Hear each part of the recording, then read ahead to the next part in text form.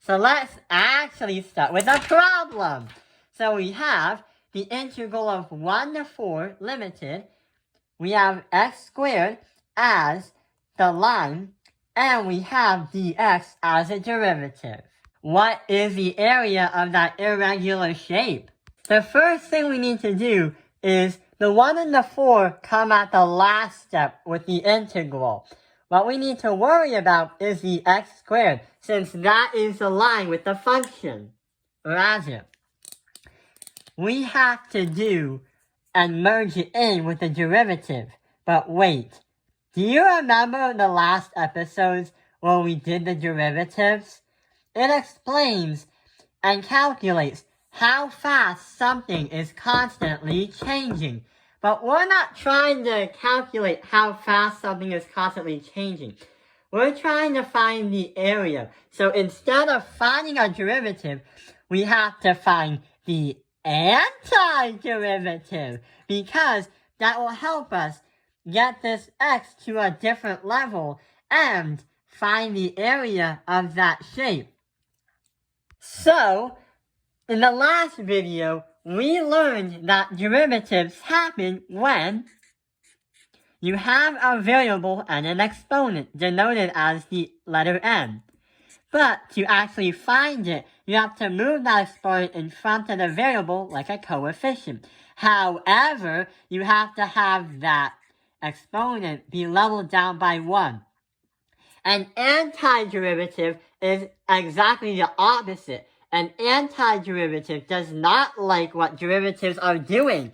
So basically, it's saying, instead of leveling it down a bit, we have to say that when you find the antiderivative, you have to have that x variable right there, but you have to have that exponent be leveled up by 1, and we have to divide that by your exponent plus 1. So technically, you're leveling up, not down. Okay, so this is a derivative, leveling it down a bit.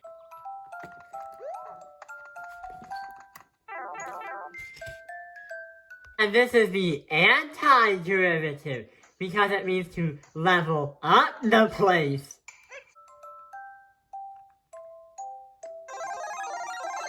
Now I think we understand the differences are. Let's plug it in. So we have the antiderivative is going to equal, we have x squared as our function, plus 1. That will become x cubed. But we have to divide that by our exponent plus 1. So 2 plus 1 is 3. So we have x to the third divided by 3. That is our antiderivative. Reversing the thing. Reversing the derivative. Now, we write that here and proceed to the next step.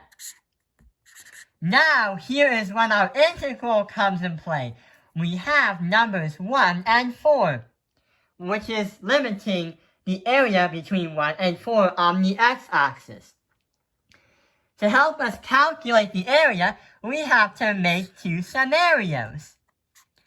So, scenario number 1, the lower number is going to be on the bottom. So we're going to put 1 right here.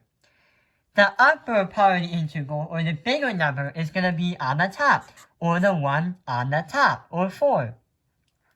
Now, what we have to do is come up with 2 equations.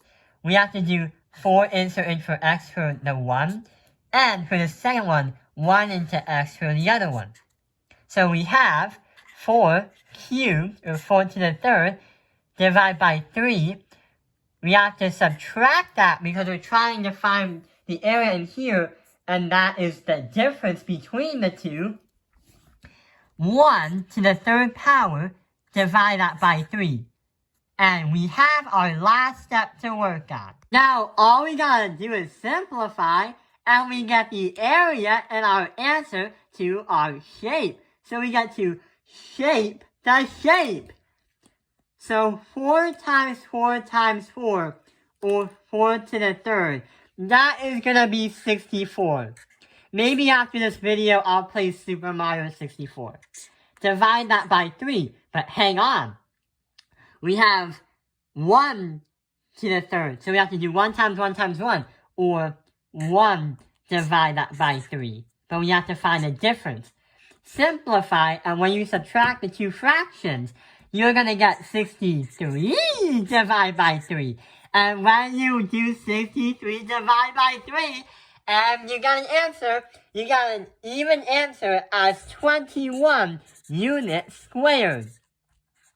The thing is, we say units because we never really added like inches or feet or meters. But squared because it's a 2D shape on a graph.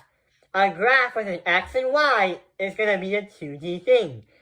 And not only that, 21 units squared is the exact area of this irregular figure right in front of us.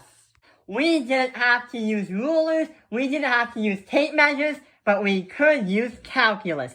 And that helped us calculate the area under a curve. I hope this video has helped you understand how to calculate the area under a curve. Thank you for watching Tao Penalize the Math Industry. Like and subscribe. And for the next video, we're gonna do another scenario, but instead of having an x squared, we're gonna add a coefficient of a different number. So 3x squared, because there's one thing that's a bit different. Like and subscribe!